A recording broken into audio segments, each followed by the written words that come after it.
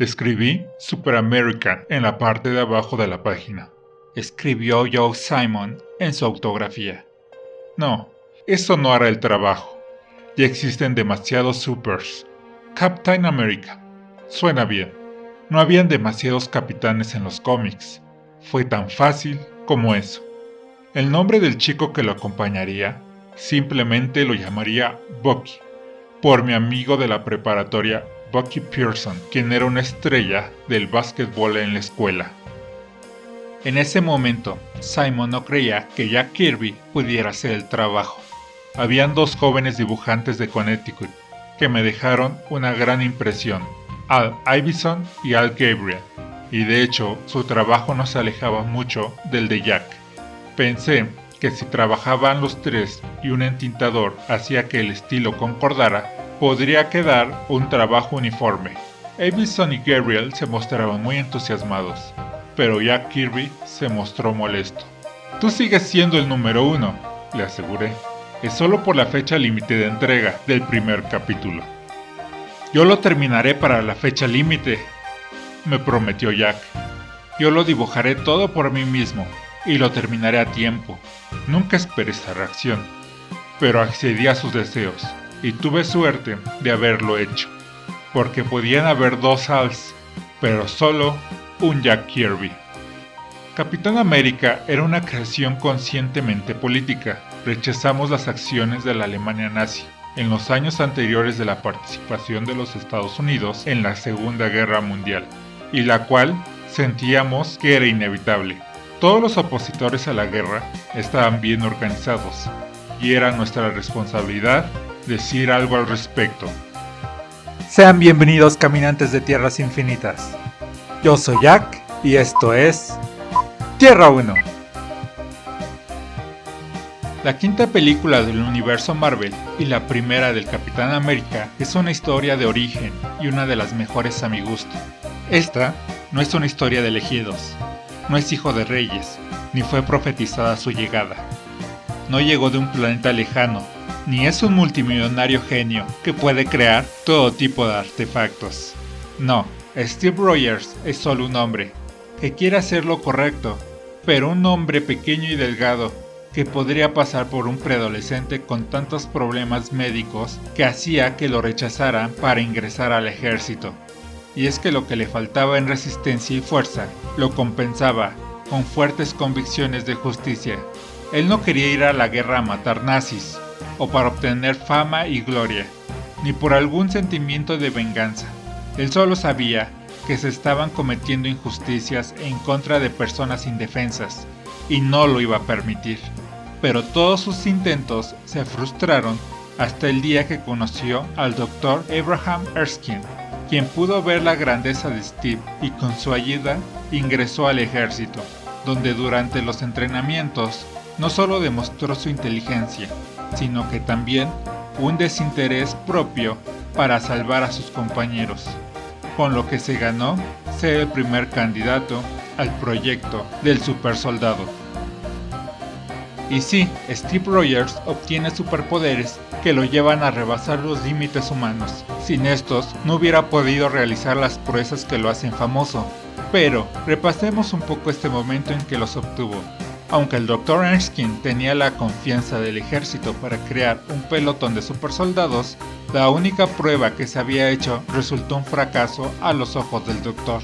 Por eso, la valentía que Steve tuvo para ser candidato es innegable. Valentía que ya había mostrado al lanzarse para tapar una granada y así proteger a los mismos soldados que no hubieran dado un centavo por él. Pero pese al dolor que tenía y las pocas probabilidades de éxito, pidió que continuaran con el experimento. Lamentablemente para el Dr. Erskine, Hydra ya había infiltrado las agencias de los Estados Unidos, y uno de estos infiltrados, que observaba el experimento, logró matarlo, y en su huida se hizo con lo último que quedaba del suero.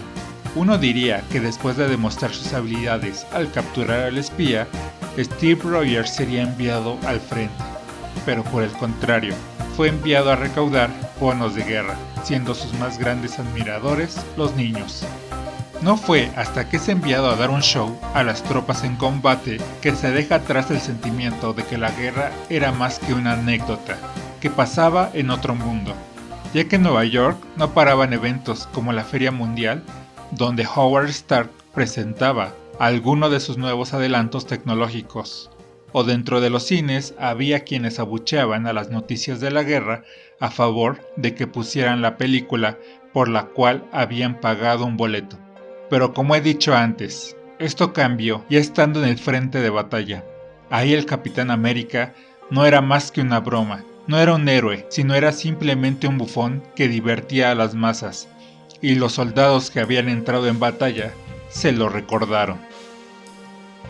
La gota que derramó el vaso fue cuando se enteró que el batallón donde servía su mejor amigo, James Burns, había sido derrotado por los nazis, y al saber que no estaba en la lista de bajas, decidió ir a buscarlo, solo con la ayuda de Peggy Carter y Howard Stark, pero al final él solo se adentró en la base enemiga, rescatando no solo a su amigo, sino a varios soldados más, entre los que se encontraban Dom Dugan, Gabe Jones, Jim Morita, James Montgomery y Jake Derknia, y con los cuales obtendría varias victorias contra el ejército de Hydra.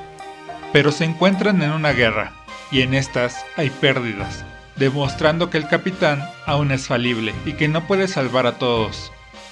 Y aun cuando siente un gran dolor, sus acciones no son dirigidas por este, y no se deja arrastrar por la venganza. Al final, Steve hace lo que ya había hecho antes de obtener sus nuevas habilidades: sacrificarse por la supervivencia de muchos. Aunque es innegable que el Capitán América nació como un símbolo de los Estados Unidos y que aún hasta ahora porta las barras y las estrellas en su uniforme, también podemos alejarnos de este estereotipo para quedarnos con la historia de un hombre de Brooklyn que quería solo hacer lo correcto y luchar a favor de los desprotegidos.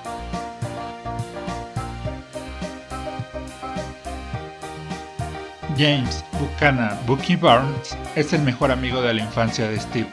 Siendo un año mayor, siempre lo protegió de los bullies de su vecindario. Este Bucky se aleja de su contraparte de los cómics, ya que en este medio era apenas un preadolescente con el cual se pudieran identificar los niños de la época, sirviendo como el avatar de estos para poder acompañar al Cap en sus aventuras.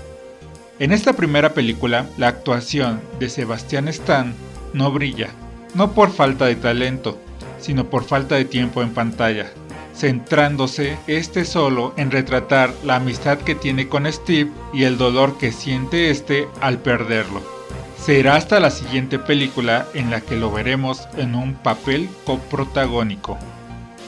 Margaret Peggy Carter es una agente británica que trabaja para las fuerzas de los Estados Unidos, en donde no es tomada en serio por los nuevos reclutas, quien la ven como una mujer extranjera, quien no podría pelear en el frente, pero ella rápidamente demuestra que no es una damisela en peligro, sino que por el contrario, es una excelente guerrera, con la puntería que bien podría rivalizar con el de un francotirador entrenado, solo que ella realiza esos disparos con una pistola. Es interpretada por Hayley Atwell, quien realiza un excelente trabajo, dándonos expresiones concordantes con sus sentimientos, desde el carácter fuerte e independiente, pasando por el enamoramiento y los celos, para terminar con el sufrimiento y resignación al saber que ya no verá más al hombre que ama. La caracterización del personaje fue ideada por Roger Ebert, quien quería que fuese parecida a las mujeres que aparecían en los spin-off de la época, mujeres fuertes, independientes y atractivas. Aquí, Howard Stark se nos presenta como alguien muy parecido a su hijo Tony, alejándose de lo que podemos ver en las películas de Iron Man, donde es retratado como un hombre duro, siendo un ingeniero muy inteligente, mujeriego, que le gusta la atención de las masas y que parece ser una persona despreocupada, pero que esconde a un hombre valiente quien no dudará en poner su vida en riesgo si con eso ayuda a derrotar al Eje. La actuación de Dominic Cooper no se aleja mucho de la ya vista por Robert Downey Jr., pero esta se adecúa a los gestos de la época.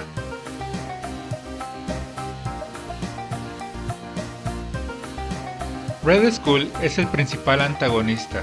Es el líder de Hydra, la división científica del ejército nazi, siendo una contraparte retorcida del Capitán América, ya que a él también se le dio un suero del supersoldado, pero como explica el Dr. Erskine, este suero no solo potencia las características físicas, sino también las mentales de quien lo usa, y es por ello que un ser retorcido como Johann Schmidt se vuelve aún más. Hugo Weaving hace un trabajo muy similar al que ya habíamos visto al interpretar al agente Smith en las películas de Matrix. Armin Zola es interpretado por Toby Jones, quien hace un buen trabajo al caracterizarlo como un científico cobarde que se encuentra en Hydra, más que por convicción, por la libertad de realizar experimentos sin alguna atadura moral que lo restrinja. En la película, más que ser un segundo al mando, es retratado como el patiño de Red Skull, a quien no dudará en traicionar si con esto salva su vida. Esta película tiene toques de la ingenuidad y la simpleza de los cómics publicados por Timely, y esto queda muy bien plasmado en el nombre Vitarrayos. No se dan explicaciones de qué son exactamente o cómo funcionan. Solo sabemos que ayudan junto a la fórmula del supersoldado, Steve Rogers se vuelva el Capitán América.